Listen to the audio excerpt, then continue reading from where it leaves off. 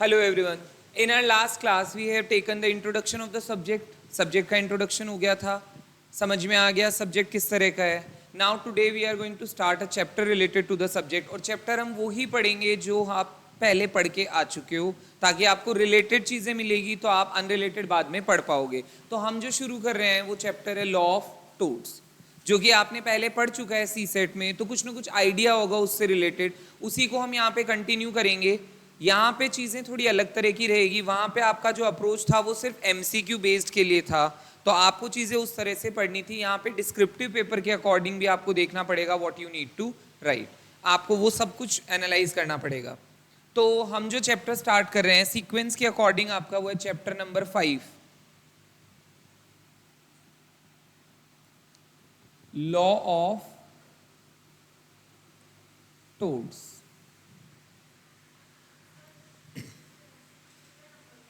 Twenty marks का पूरे paper में you will be getting 20 marks MCQ. 100 में से 20 एमसीक्यू तो 80 आपका डिस्क्रिप्टिव होगा. तो किसी एक पर्टिकुलर चैप्टर में से you don't know how much MCQs will be asked. वो डिपेंड करता है कि कौन से में से कितने आ जाए. तो आप मान के चलो कि अगर हम 18 चैप्टर्स का देखें तो अगर सब में से एमसीक्यूज आए तो किसी चैप्टर में से एक, ऐसा ही समझ सकते हैं हम कि किसी चैप्टर में से एक आ जाएगा और किसी में से दो आ जाएंगे. इससे ज़्यादा एमसीक्यूज नहीं आएंगे. तो मेन आपका फोकस किस पे होना चाहिए? डिस्क्रिप्टिव वाले पार्ट पे. और एमसीक्यूज तो वैसे भी आपको अलग से कुछ प्रिपरेशन नहीं करनी पड़ेगी. आप जो डिस्क्रिप्टिव वाली तैयारी करोगे उसी में आपके एमसीक्यूज भी कवर हो जाएंगे. और वैसे भी ये पैटर्न अभी चेंज हुआ है, ये पहले नहीं था. Yes, good morning online students. अब देखो, सबसे पहले मैंने कल तुम्हें एक्ट और लॉ के बारे में बताया था कि एक्ट क्या होता है, लॉ क्या होता है. ये एक्ट है. क्या इसमें मैंने एक्ट लिखा? तो फिर ये क्या है? इसको मैंने क्या लिखा? Law of torts. तो इसका मतलब ये एक्ट नहीं है, क्योंकि जो एक्ट होता तो उसके आगे एक्ट लिखा होता और एक्ट का नाम भी इसमें लिखा होता. पर यहाँ पे कोई नाम नहीं लिखा है, इसका मतलब ये एक्ट नहीं है. फिर ये किस चीज़ पे बेस्ड है? कहाँ से ये चीज़ निकल करके आई? देखो, जब किसी चीज़ के लिए कोई एक्ट नहीं बना होता है तो फिर भी लोग कोर्ट में तो जाएंगे अपने केसेस को लेके रेमेडी मांगने के लिए. तो जब वो रेमेडी लेने के लिए कोर्ट में जाएंगे तो कोर्ट उनको अपने अकॉर्डिंग रेमेडी देगी. क्या देगी? अपने अकॉर्डिंग रेमेडी देगी. और कोर्ट जो डिसीजन लेती है उसको हम कहते हैं जुडिशियल डिसीजन. क्या कहते हैं उसको? Judicial decision. ये आज की डेट में कोर्ट ने लिया जुडिशियल डिसीजन. फ्यूचर के लिए ये क्या बन जाएगा?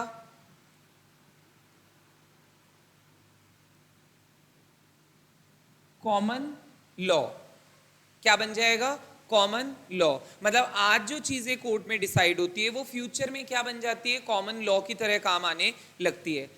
तो जिन चीजों का एक्ट नहीं होता है उसको डील करने के लिए हम लॉ की जो ब्रांच यूज करते हैं that is known as common law. और आपका टोर्ट भी इसी पे बेस्ड है, क्योंकि इसका कोई एक्ट नहीं है. तो ये प्योरली बेस्ड किस पे? जुडिशियल डिसीजन पे, जो कि कोर्ट लेती आई है बहुत टाइम से. तो जितने भी केसेस ऑलरेडी पहले हो चुके हैं जिनमें कोई जुडिशियल डिसीजन लिया जा चुका है, उसी के बेसिस पे हम नए डिसीजंस ले रहे होते हैं और इसीलिए हम इसको नाम दे देते हैं लॉ ऑफ टोर्ट्स. तो ये बेस्ड किस पे है? कॉमन लॉ पे. और कॉमन लॉ क्या होता है? जुडिशियल डिसीजन जो आते रहते हैं उनको जब हम रिकॉर्ड कर लेते हैं एक प्लेस पे तो उसी को हम क्या कह देते हैं? Common law. और जो कोर्ट्स जिनमें हम डिसीजन लेने जाते हैं उनको हम कहते हैं ऑर्डिनरी लॉ कोर्ट्स. क्या बोलते हैं? ऑर्डिनरी लॉ कोर्ट्स, जिसमें हम आम आदमी की तरह डिसीजन लेने के लिए जा सकते हैं. अब इसमें कौन कौन से केसेस, किस किस तरह की चीज़ें टोर्ट में कवर होती है, कल भी हमने डिस्कस किया था. जैसे ट्रेस पासिंग इसमें आता है. ट्रेस पासिंग मतलब किसी के प्लेस पे अनऑथोराइज मैनर में एंटर कर जाना. अब तुमने आगे क्या किया उससे मतलब नहीं है, पर एंट्री लेना भी आपको कॉम्पनसेशन दिलवा सकता है. मेनली हमारा यहाँ पे मकसद क्या होता है? पनिशमेंट नहीं दिलवाना. हमारे जो नुकसान हुए उसकी भरपाई हमें करवानी है, इसलिए हम क्या करते हैं? टोर्ट में केस फाइल करते हैं. बहुत सारे इसके एग्जाम्पल हो सकते हैं. जैसे सपोज करो कि आप जा रहे हैं और अननोइंगली आप किसी से टकरा गए और टकराने से वो इंसान गिरा, उसको चोट लग गई.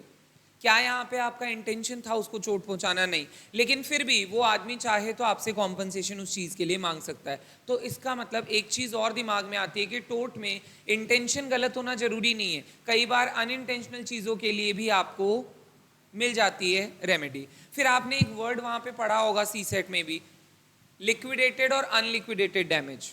क्या मतलब होता है दोनों में? क्या डिफरेंस है कोई, या दोनों सेम ही है? क्या चीज? और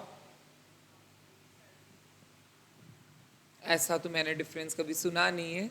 हाँ, तुम लोग बाकी?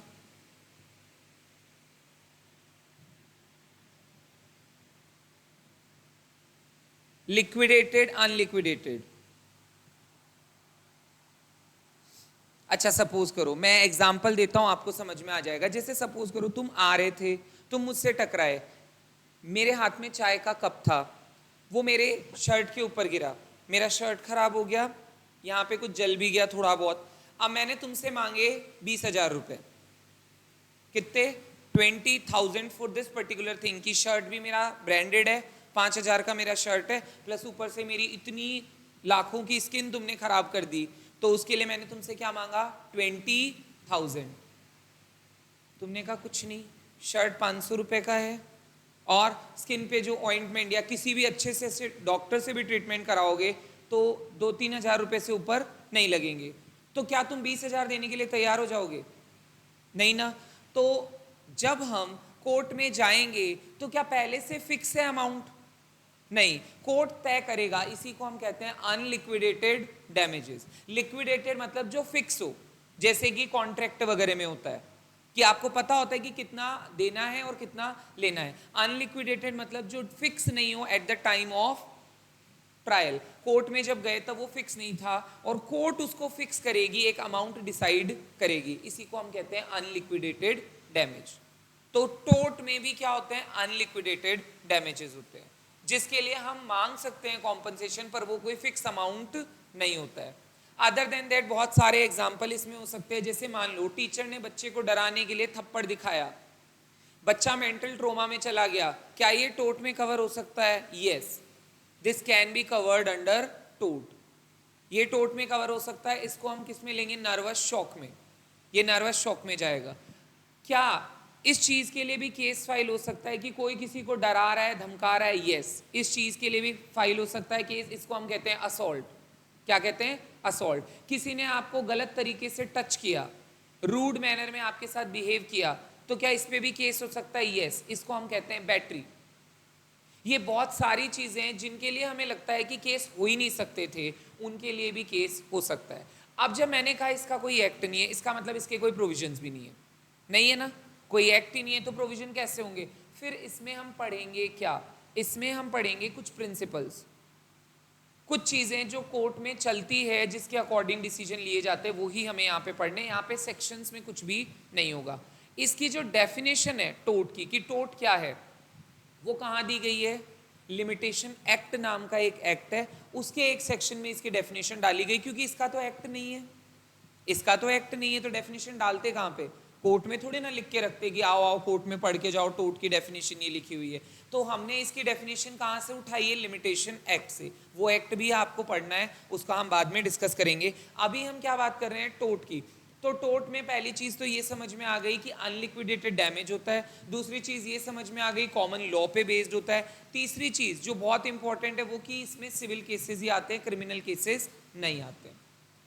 ठीक है, अब सिविल केसेस और क्रिमिनल केसेस में क्या फर्क होता है पहले वो जान लेते। What is the difference between civil and criminal cases? हाँ, तुम अगर जानते हो तो तुम बताओ, वरना फिर मुझे बताना ही है।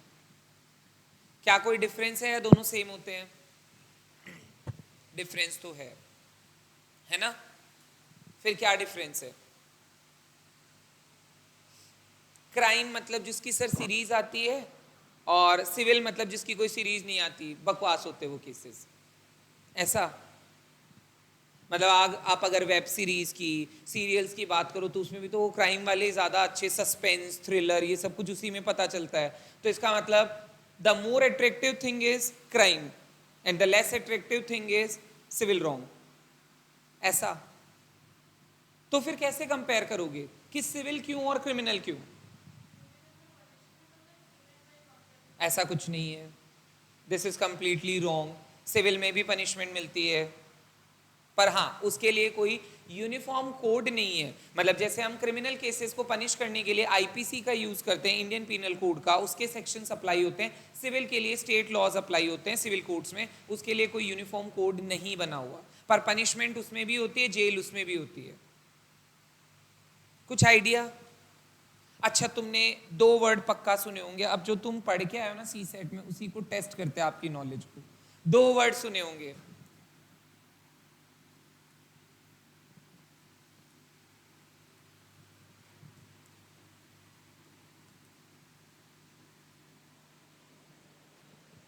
अब बताओ। मैंने तो तुम्हें क्वेश्चन पुट करके छोड़ दिया है, अब तुम्हारी नॉलेज को टेस्ट करते हैं। हाँ बेटा, आप कहाँ से हो? सी सेट किया है? अभी अभी वाला अटेम्प्ट दिया है, जुलाई वाला? अच्छा, मई में हो चुका है, आपका रिजल्ट भी आ गया होगा, ठीक है। You have cleared C set, okay. What's your name? Kirti. Self ही किया था सी सेट, ठीक है। हाँ तो आप बताओ पहले, सेल्फ करने वाले ज़्यादा पढ़ते हैं क्योंकि उनके पास कोई सहारा नहीं होता ना, गाइडेंस नहीं होती, तो उनको खुद ही पढ़ना होता है सारा। हाँ तो आपने ये वर्ड जरूर पढ़े होंगे बेटा, प्राइवेट रॉन्ग और पब्लिक रॉन्ग।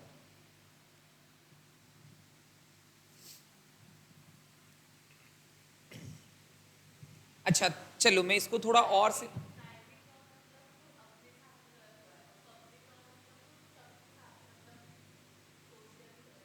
अच्छा इसको मैं लिख देता हूं सिविल, इसको मैं लिख देता हूं क्राइम। अब बताओ, अब मैं इसमें एग्जाम्पल भी लिख देता हूं।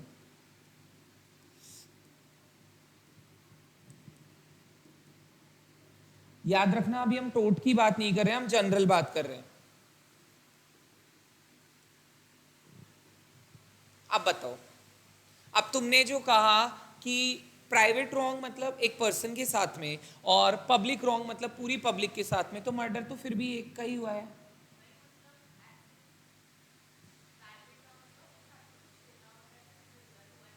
छोटा मोटा जरूरी नहीं है, ब्रीच ऑफ कॉन्ट्रैक्ट में करोड़ों के केसेस भी आ सकते हैं। ऐसे लेवल छोटा या बड़ा ऐसे नहीं हो सकता, आप उसको सही तरीका, ये एक्चुअल में there is a big difference between the entrance level and the executive level. ये आपको रियलाइज अभी हो जाना चाहिए, क्योंकि तब आप जो पढ़ते हो that is in a very general sense, आप जनरल सेंस में पढ़ लेते हो, क्योंकि एमसीक्यूज में टिक करना होता है, you need not write anything, but now you have to be very specific.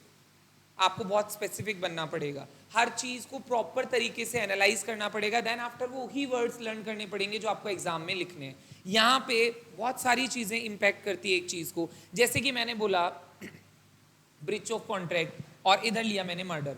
सुनना मेरी बात, अब यहाँ पे थोड़ा सा लीगल टर्मिनोलॉजी का भी रोल आता है।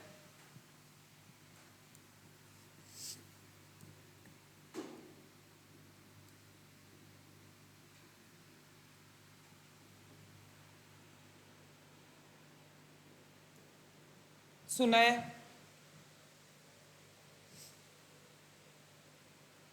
Right in personam, right in rem, no idea? Right against a person, personam मतलब एक पर्सन, राइट इन रेम मतलब right against the whole world, पूरी दुनिया के अगेंस्ट मेरा राइट, जैसे मेरे fundamental right. Breach of contract में मेरा कॉन्ट्रैक्ट किससे हो सकता है? एक कंपनी से, या किसी पर्सन से, या ग्रुप ऑफ पीपल से। लिमिटेड है लोग, बहुत ज्यादा तो नहीं है, पूरी दुनिया से तो नहीं है कॉन्ट्रैक्ट, तो उसमें वो ही लोग इफेक्ट होंगे, इसीलिए इसको क्या कहते हैं? Private wrong. क्या कहते हैं? Private wrong. मतलब जो एक पर्सन को, या फिर एक ग्रुप को, या एक लिमिटेड नंबर ऑफ पीपल को इफेक्ट करे, और बाकी दुनिया को इससे कोई लेना देना नहीं है, वो क्या होंगे? Private wrong. और इसीलिए उनको सिविल रॉन्ग की कैटेगरी में लेते हैं। केसेस बड़े छोटे हो सकते हैं, हाँ ये बात भी है कि इसमें पनिशमेंट बहुत स्ट्रिक्ट नहीं होती, पर पनिशमेंट इसमें भी होती है। यहाँ पे ज्यादातर क्या लिया जाता है? जो भी आपका डैमेजेस होती है उनकी रिकवरी करी जाती है, तो टोट is also a type of civil wrong. अब हम बात करेंगे पब्लिक रॉन्ग की। मर्डर हुआ, किसी एक पर्सन का हुआ मर्डर, उसका क्या छीना गया है? राइट टू लाइफ उससे छीना गया है। क्या छीना गया? राइट टू लाइफ उससे छीना गया, जो कि एक क्या है? फंडामेंटल राइट है। तो इसका मतलब किसी पर्सन का फंडामेंटल राइट इन्फ्रिंज हुआ है। किसी सोसाइटी में मर्डर हुआ है, किसका हुआ है? एक पर्सन का। उस सोसाइटी के लोगों की मेंटल स्टेट कैसी होगी? डिस्टर्ब। बाहर निकलेंगे तो सोचेंगे कल को हमारे साथ भी ऐसा हो सकता है। किसको इफेक्ट किया? पब्लिक को, जो कि रिलेटेड भी नहीं थे, उनका उससे कोई लेना देना नहीं। शायद उस इंसान को तो तुम जानते भी नहीं होंगे जिसके साथ वो घटना घटी। जैसे तुमने सुना कि एक जने को ट्रेन में गला काट के मार दिया। तुम ट्रेन में ट्रेवल करने से पहले 10 बार सोचोगे कि अकेले जाऊं कि नहीं जाऊं, या फिर क्या हथियार लेके जाऊं कि वो गला काटे उससे पहले मैं काट दूं। ऐसा मन में दिमाग में आता है ना, तो that's why it is called public wrong, और इसीलिए वो क्या होते हैं? क्राइम। तो जितनी भी चीजें सोसाइटी एट लार्ज को इंपैक्ट करती है वो सारी क्या होती है? पब्लिक रॉन्ग की कैटेगरी में आती है, और इसीलिए उसको क्राइम कहते हैं। और जितनी भी चीजें जो एक लिमिटेड पर्सन या बहुत कम लोगों को इफेक्ट करती है, उसको हम किस में ले लेते हैं? सिविल रॉन्ग में ले लेते हैं। केसेस कैसे फाइल होते हैं, और ये सब हम प्रोसीजर जब पढ़ेंगे इनका, इसका प्रोसीजर होता है सीपीसी, इसका प्रोसीजर होता है सीआरपीसी। ये प्रोसीजरल लॉ भी आपके सिलेबस में है। जब हम इनको पढ़ेंगे तब हम प्रॉपर्ली इसको डिस्कस करेंगे, how cases can be filed. अब वापस से आ जाते हैं टोट पे। टोट की एक डेफिनेशन होती है, बहुत ही प्यारी सी छोटी सी। क्या है डेफिनेशन टोट की? तुमने तो याद नहीं करी होगी। सर सी सेट में याद ही करना होता तो हम सी सेट करते ही क्यों? हमें तो एमसीक्यूज पे टिक टिक टिक करना था, तो हमने तो बस याद किया ही नहीं। लेकिन हाँ, definitely you need to learn now. अब तो लर्न करना पड़ेगा, रट्टा नहीं मारना होता। अंडरस्टैंडिंग डेवलप करनी है, देन आफ्टर आपको धीरे धीरे चीजें याद रहनी शुरू हो जाएगी। तो सबसे पहले टोट क्या है, हम डेफिनेशन लिखते हैं। टोट is a civil wrong of private nature for which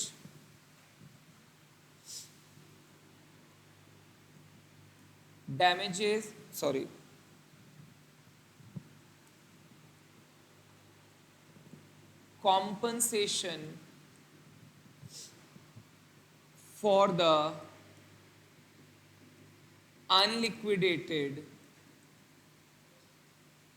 damages may be taken for a wrongful act committed by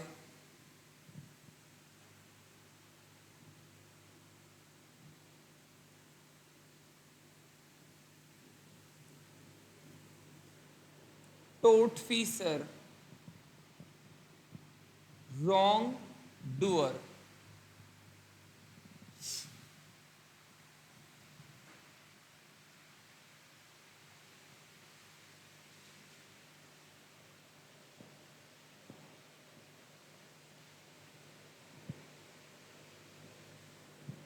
Tort is a civil wrong of private nature for which compensation for the unliquidated damages may be taken for a wrongful act committed by tortfeasor. tortfeasor बोल दो या wrong doer, पर दोनों word याद रखना। आप exam में कोई सा भी यूज कर सकते हो, पर अगर आपको ये वर्ड मिले तो ऐसा मत सोचना ये वर्ड क्या होता है। tortfeasor मतलब जिसने रॉन्ग कमिट किया हो, ठीक है। आगे लिखेंगे, ये डेफिनेशन का पार्ट नहीं है, this is some explanation that is to be appended. It is a branch of common law. The cases are decided on the basis of judicial decisions. कौन से लॉ की ब्रांच है? कॉमन लॉ की। और जो decision लिए जाते हैं वो किसके बेसिस पे लिए जाते हैं? जो कोर्ट में ऑलरेडी जुडिशियल डिसीजन आ चुके हैं उसके बेसिस पे आपको डिसीजन लेने होते हैं। नए वाले केसेस में।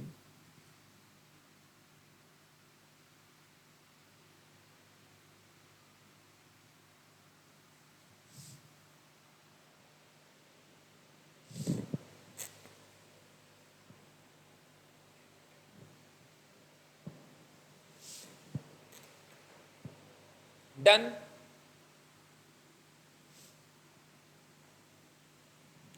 टोट वर्ड किससे डिराइव हुआ है? टोटम। और वो कौन सा वर्ड है? Latin word.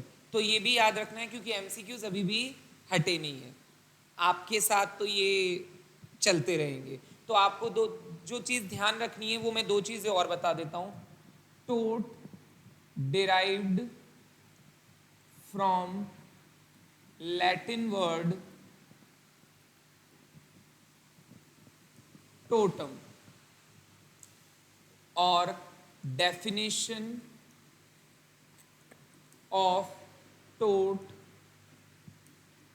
covered under section 2M of Limitation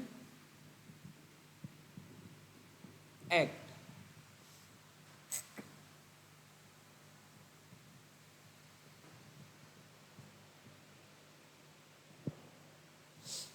act के आगे ईयर लिखना चाहो तो लिख लो क्योंकि वो भी काम आ सकता है। 1963।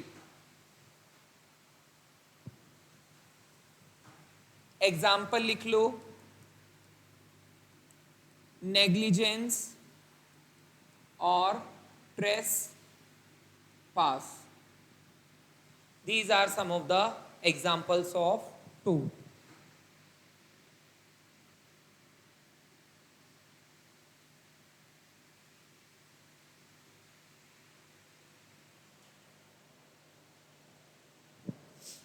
अब और कई एग्जाम्पल बताता हूँ। जैसे ये तो स्कूल कॉलेज में सबने किया होता है, कोई बैठा और चेयर खींच लेना और फिर उस इंसान का गिर जाना।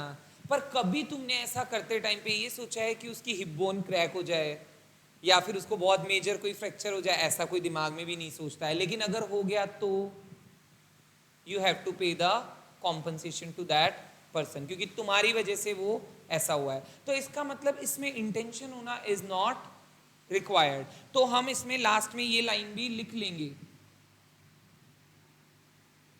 टोट कैन ऑल्सो प्रोवाइड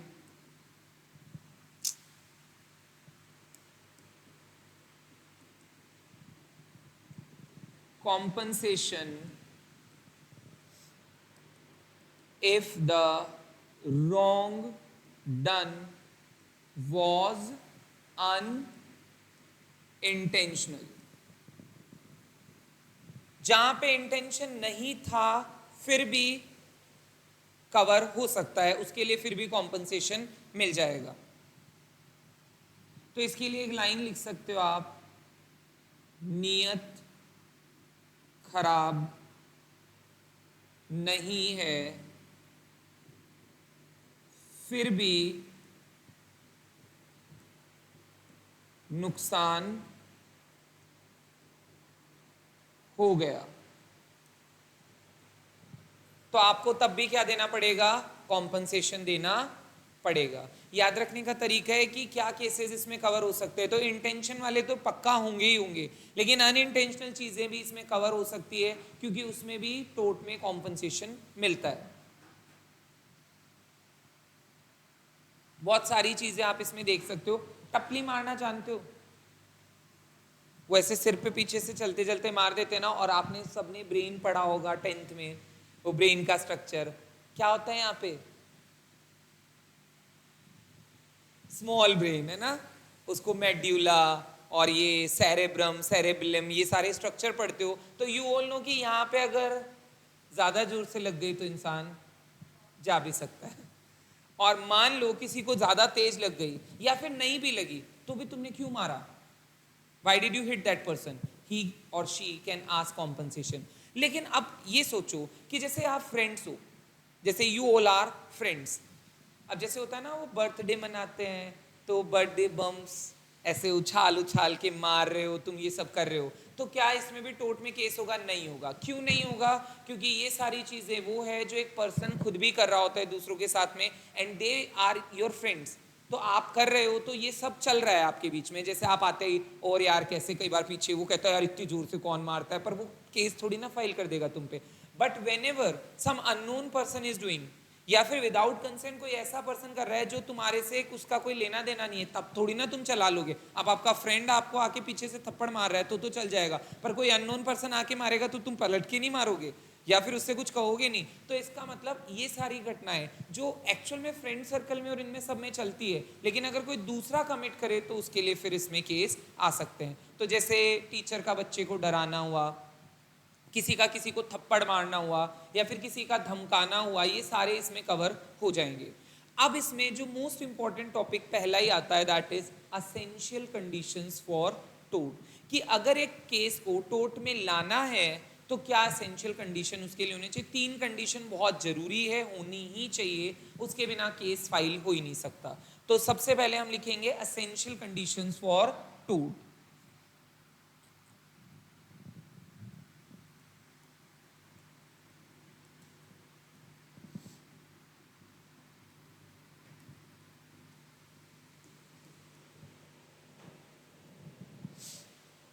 पहले आप तीनों कंडीशन लिख लें, फिर वन बाय वन हम उसके बारे में डिस्कस करेंगे।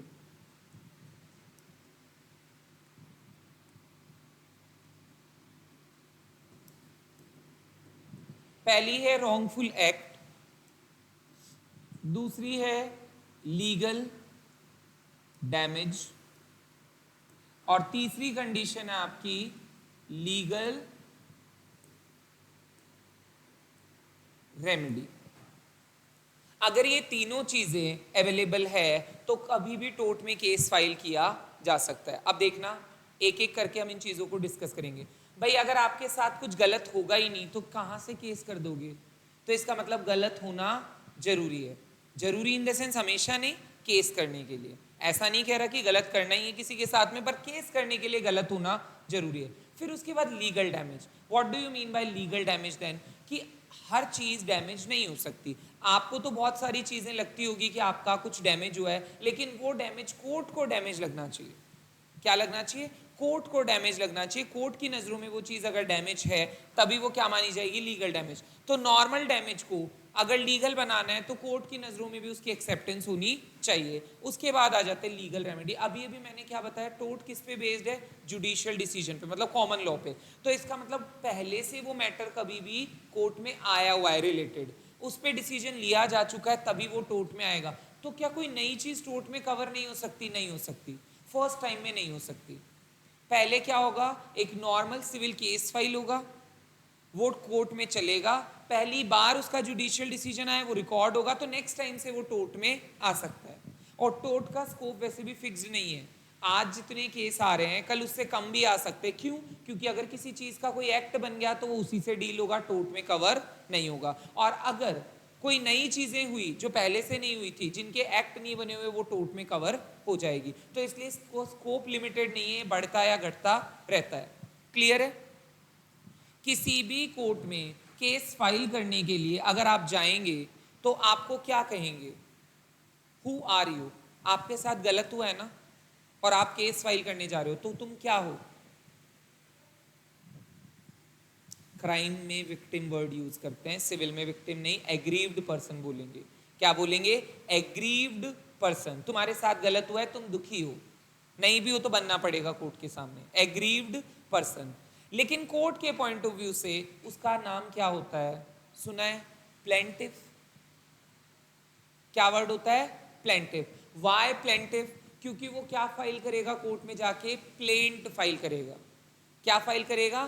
प्लेंट फाइल करेगा। मतलब एक एप्लीकेशन काइंड ऑफ, जो कोर्ट में केस फाइल करने के लिए जरूरी होती है, जिसको हम प्लेंट कहते हैं। और फाइल करने वाला पर्सन क्या बन जाता है? प्लेंटिफ बन जाता है। क्या बन जाता है? Plaintiff. Tortfeasor is the person जिसने तुम्हारे साथ गलत किया है, या wrongdoer is the person जिसने कुछ गलत किया है। उसको कोर्ट में क्या कहेंगे? प्लेंटिफ के ऑपोजिट वाले को क्या कहते हैं? डिफेंडेंट। क्या कहते हैं? डिफेंडेंट। तो जो पर्सन जिस पे केस फाइल हुआ है उसको हम क्या कहेंगे, डिफेंडेंट। तो इस तरह से प्लेंटिफ और डिफेंडेंट दो नाम बन जाते हैं जब कोर्ट में पहुंचते हैं, और ऐसे नॉर्मली उनके नाम क्या होते हैं, एग्रीव्ड पर्सन और रॉन्ग डूअर या टोर्ट फीसर। याद रह जाएगा, हम आगे भी इसको चीज को कंटिन्यू करते रहेंगे, तो ऐसी कोई दिक्कत वाली बात नहीं है, धीरे धीरे सब याद रह जाएगा। सबसे पहले हम डिस्कस करते हैं रॉन्गफुल एक्ट को।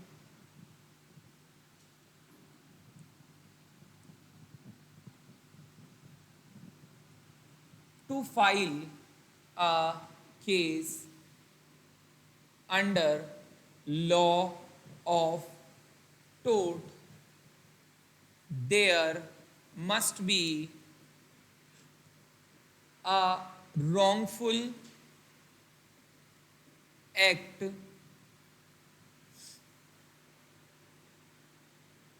without happening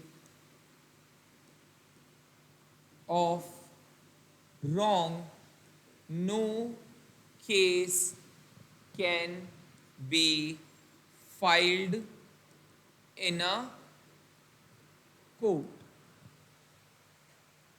एडवांस में केस करो, 2 दिन बाद वो मेरे से बदतमीजी करने वाला है, केस फाइल कर लो, हो सकता है? नहीं हो सकता। एडवांस में ये चीजें नहीं चलती, मतलब पहले रॉन्गफुल एक्ट होगा, उसके बाद ही केस फाइल किया जाएगा। और रॉन्ग करने वाले को हम क्या कहेंगे, टोर्ट फीसर। रॉन्ग डूअर को क्या कह देंगे, टोर्ट फीसर।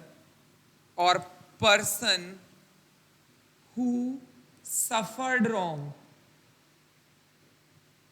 जिसने रॉन्ग सफर किया है उसको क्या कह देंगे, एग्रीव्ड पर्सन। क्या कहेंगे उसको, aggrieved person.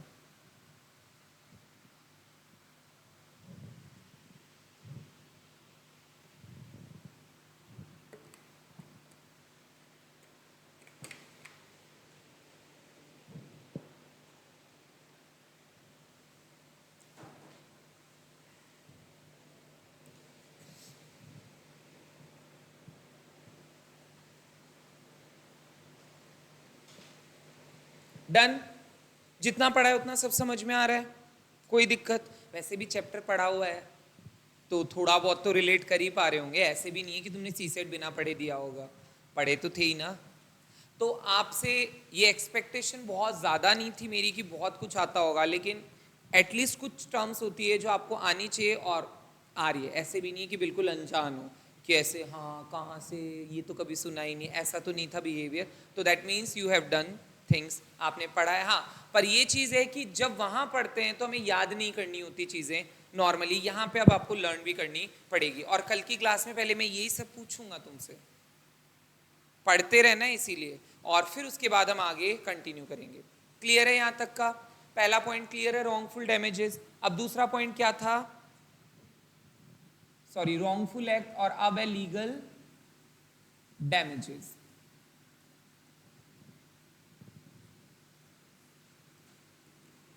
According to a person, damage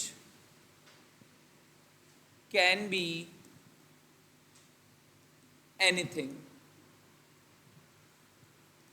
but when it comes to court,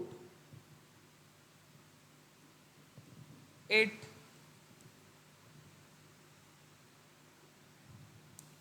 will be considered only if the court agrees upon it। पर जब वो चीज कोर्ट में आएगी तो तभी कंसीडर होगी जब कोर्ट उस पर एग्री होगी। तो इसका मतलब डैमेज नहीं चाहिए, कौन सा डैमेज चाहिए, लीगल डैमेज चाहिए।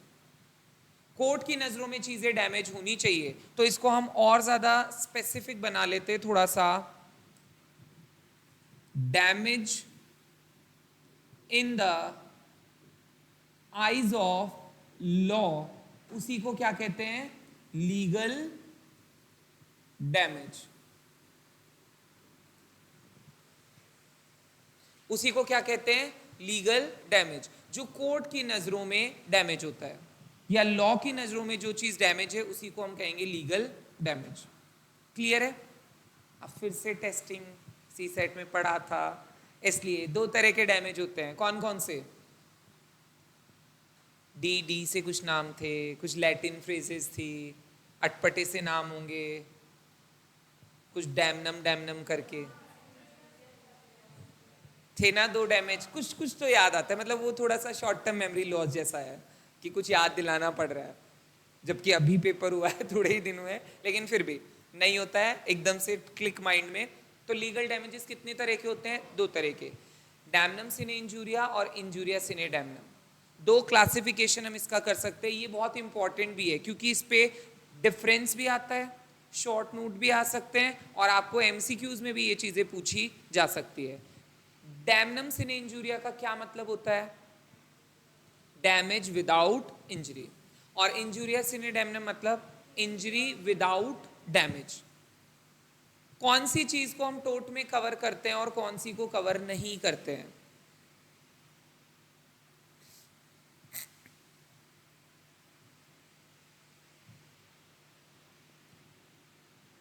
Yes Akshara, injuria sine damnum, injury without damage, ये टोट में कवर होता है। You mean to say this is covered under टोट।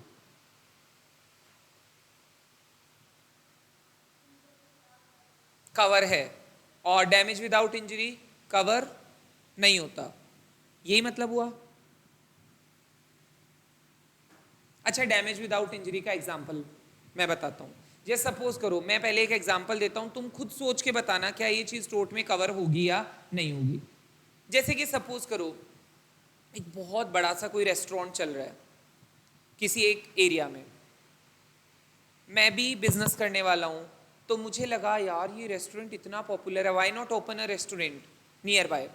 तो कुछ कस्टमर तो मेरे पास भी आएंगे, मतलब फुटफॉल अच्छा है, मतलब ऐसे एरियाज नहीं होते जहाँ पे बहुत लोग आते हों, ऐसे रश बहुत ज़्यादा रहता हो। तो कई बार जैसे होता है ना, आपको इस चीज़ का भी बेनिफिट मिल जाता है, उस वाले रेस्टोरेंट में खाली नहीं है तो आपके पास भी लोग आ सकते हैं। जैसे होता है ना वीकेंड्स पे हम घूमने गए होते हैं, हमें भूख लग रही होती है बहुत ज़्यादा, कोई रेस्टोरेंट जगह में नहीं मिल रही होती है, तो किसी में भी घुस जाते हैं, चलो यार अब यहाँ खा लेते हैं, कुछ तो मिलेगा। तो ऐसा सोच के मैंने दिमाग में और रेस्टोरेंट वहाँ पे चालू कर लिया। हुआ क्या कि रेस्टोरेंट जब मेरा चालू हुआ तो मैंने सोचा यार ऐसे तो चलेगा नहीं, ये पुराना है और मेरा नया है, तो मैंने काफ़ी सारे ऑफर्स लाए। जैसे नहीं होता ट्यूसडे को स्पेशल मील मिलेगा, कुछ फ्री मिलेगा, ऐसे वैसे कुछ भी स्कीम्स लाई। और धीरे धीरे क्या हुआ, customers are getting attracted, plus मेरी क्वालिटी अच्छी थी, फूड की टेस्ट अच्छा था, तो उसके कस्टमर मेरे पास आने लगे जो एक्चुअल में उसके नहीं थे, कोई खरीद नहीं रखे थे उसने, लेकिन जो वहाँ जाते थे यूजुअली वो मेरे पास आने लगे। अब उसका लॉस हुआ और पक्का हुआ है मोनेटरी टर्म्स में। फिर उसने क्या किया, स्कीम लानी शुरू की मेरे देख के कि कुछ स्कीम हम भी लाते हैं जिससे कि हमारे को भी बेनिफिट इस चीज़ का मिल जाए। स्कीम जब उसने लानी चालू की तो अगेन और लॉस। लॉस क्यों? क्योंकि पहले जितनी रेट में दे रहा था उतनी रेट से कम रेट में वो सामान देगा, बहुत ज़्यादा उसको मॉनेटरी लॉसेज हो गए। और एक टाइम ऐसा आया जब मेरे रेस्टोरेंट में ज़्यादा भीड़ होने लगी, उसके बजाय उसने मुझ पर केस फाइल कर दिया कि इस बंदे की वजह से मेरा नुकसान हुआ है। क्या ये कोर्ट मानेगी? क्यों नहीं मानेगी? क्यों नहीं मानेगी? वाई?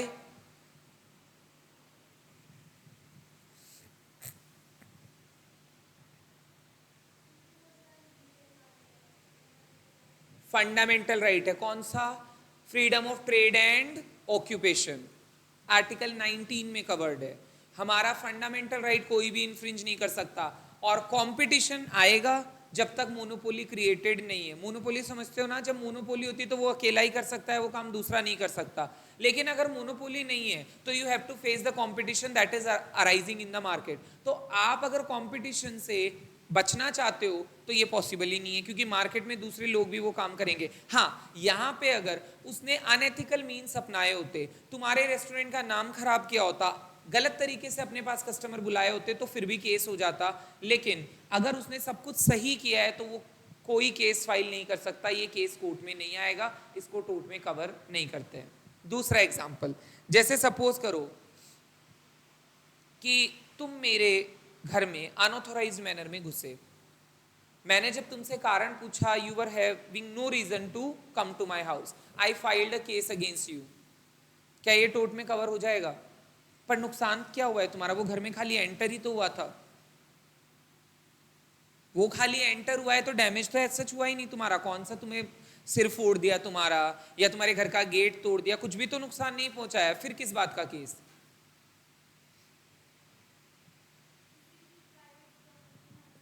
प्राइवेसी मतलब हमारा एक राइट होता है, right to life and personal liberty, article number 21, जिसके अकॉर्डिंग कोई भी मेरी लाइफ में इंटरफेयर नहीं कर सकता। And if it is my house, it is my private property, तो you are not allowed to enter into my house. तो इसका मतलब टोट में रेमेडी मिलने के लिए इंजरी ज्यादा जरूरी है, डैमेज होना जरूरी नहीं है। इंजरी हेयर मीन्स फिजिकल चोट नहीं, यहां पे इंजरी का मतलब होता है इंफ्रिंजमेंट ऑफ राइट, राइट का इंफ्रिंजमेंट होना। और वो राइट क्या होता है? मेरा लीगल राइट होता है, that right is a legal right of mine, और कोई उसको इंफ्रिंज नहीं कर सकता। तो अगर कोई करेगा तो उसके खिलाफ केस किया जा सकता है। फेमस केस है दोनों के, एक का है ग्लूकोस्टर ग्रामर स्कूल और दूसरे का है एशबे वर्सेस वाइट। यही दो केस है जो हमें हमेशा के लिए याद रखने, और भी बहुत सारे केसेस हो सकते हैं, लेकिन हम रेफरेंस ज्यादातर इन्हीं केसेस का देते हैं एग्जाम में भी। ठीक है, तो अभी मैं सिर्फ थोड़ा सा ही और बताता हूँ, फिर उसके बाद क्लास को वाइंड अप करते हैं और बाकी हम अगली क्लास में डिस्कस करेंगे। तो लीगल डैमेज को दो पार्ट्स में डिवाइड कर सकते हैं।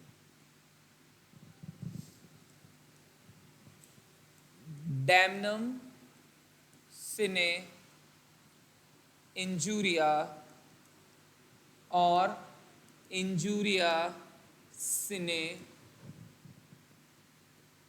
डैमनम।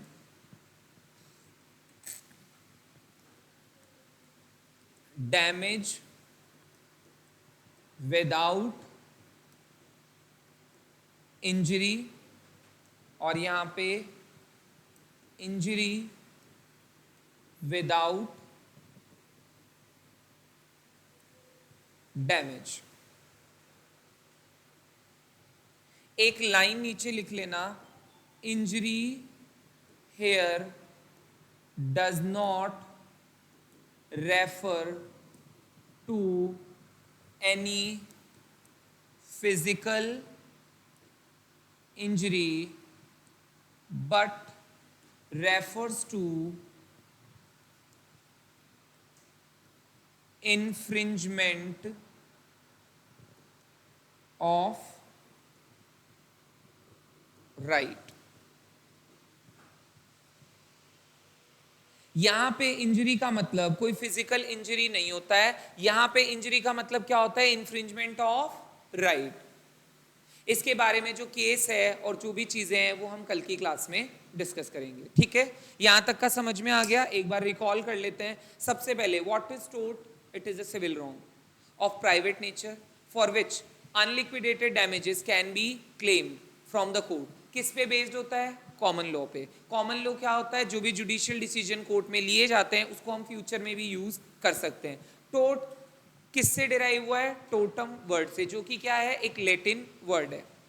टोट की डेफिनेशन कहाँ है? Section 2M of limitation act में टोट की डेफिनेशन दे रखी है, क्योंकि इसका खुद का कोई एक्ट नहीं है। टोट के लिए 3 एसेंशियल कंडीशन है। पहली रॉन्गफुल एक्ट, दूसरा लीगल डैमेजेस और तीसरा लीगल रेमेडी। हमने एक चीज डिस्कस करी है अभी पूरी तरह से, that is wrongful act. Legal damages अभी पूरा नहीं हुआ है, that will be covered in the next class, और लीगल रेमेडी भी हम नेक्स्ट क्लास में डिस्कस करेंगे। बहुत बड़ा नहीं है चैप्टर, जैसे सी सेट में भी तुमने पढ़ा था, तो यू ऑल नो कि इतना बड़ा नहीं है, आराम से यू कैन कंप्लीट इट और समझ में भी आ जाएगा। और शुरुआत इससे करेंगे तो थोड़ा कॉन्फिडेंस भी आएगा, बाद में आगे और चीज़ें भी पढ़ सकते हो। तो हम लेवल डिफिकल्टी का धीरे धीरे बढ़ाएंगे, ऐसे एक साथ वो नहीं पढ़ाएंगे जो एकदम ही तुम्हारे लिए अननोन हो। तो हम ये नोन चीज़ पढ़ रहे हैं जिससे कि आप आगे उसको कवर कर सको। ठीक है, okay, that all for today.